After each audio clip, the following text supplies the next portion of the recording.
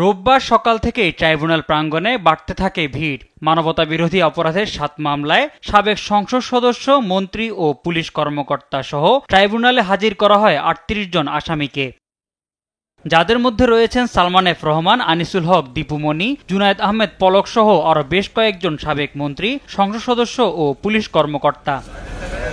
এদিন বিচারপতি গোলাম মুর্তজা মজুমদারের নেতৃত্বাধীন ট্রাইব্যুনাল ১ জুলাই-আগস্টের গণঅভ্যুত্থানে মানবতাবিরোধী অপরাধের এক মামলায় ওবায়দুল কাদের, আনিসুল হক, পলক সহ ৪৫ জনের বিরুদ্ধে ১৫ অক্টোবর তদন্ত রিপোর্ট দাখিলের নির্দেশ দেন।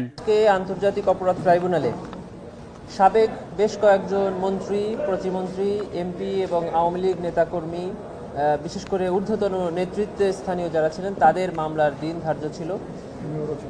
তাদেরকে আজকে ট্রাইব্যুনালে হাজির করা হয়েছিল।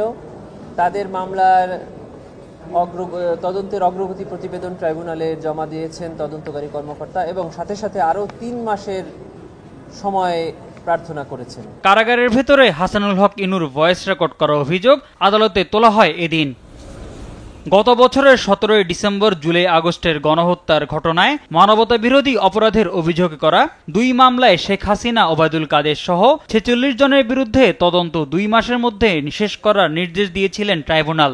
সেই সময় পরে আরও ২ বার বাড়ানো হয়। মোহাম্মদ সাকিব, দেশ টিভি, ঢাকা।